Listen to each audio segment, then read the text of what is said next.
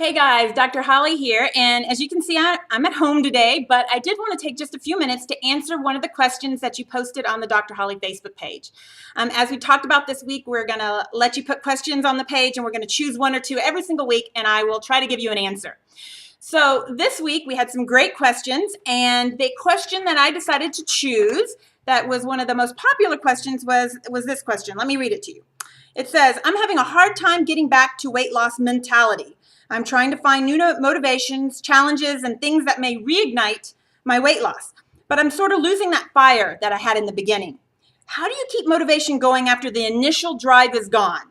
I'm always super pumped the first 2 weeks, then the motivation starts to dwindle. And so I think this question really fits well with what we were talking about this week on the Dr. Holly page. And also it was a theme throughout several questions. So I think it made sense to at least start with this question. So before I answer that, how do you reignite really your motivation?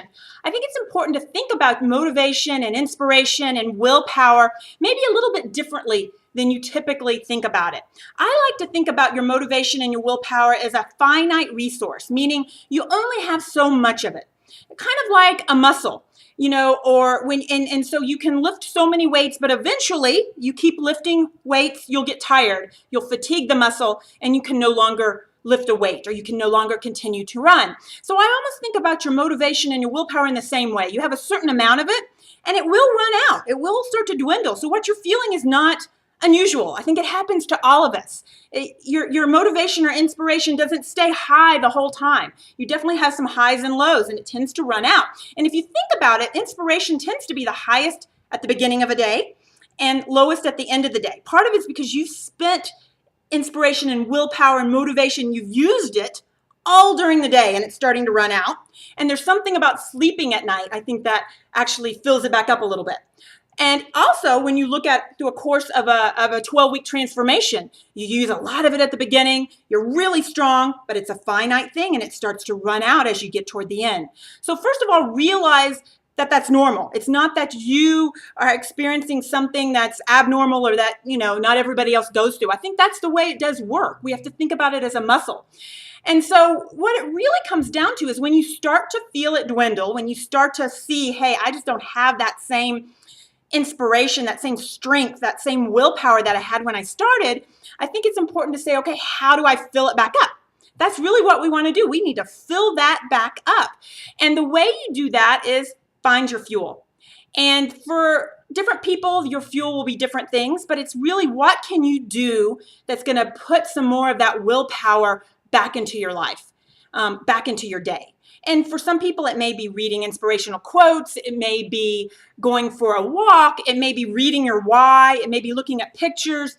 It may be going for a run. It may be being around people that are inspirational, that it's going to kind of remind you of what's going on and refuel you, give you that fuel that you need to get that willpower back again. In addition, things like sleep tend to reignite that willpower muscle, so to speak. And so you need to figure out what it is in your life that kind of refills that willpower, refills your motivational tank. And that's really what's going to help you, because you need to do that from time to time. You may even need to do that daily. You need to think about what you're doing that's going to fill you up, that's going to put that motivation back in the tank. And so you don't want to let it get to empty, because when it gets to empty, that's when you get off plan. So when you see, that tank getting a quarter of a tank or less, you want to do something to fuel it back up. And I think that's really the key. So I want to ask everybody who watches this, think about what it is that really will refuel your motivation, will get you reignited. It's normal for it to run out.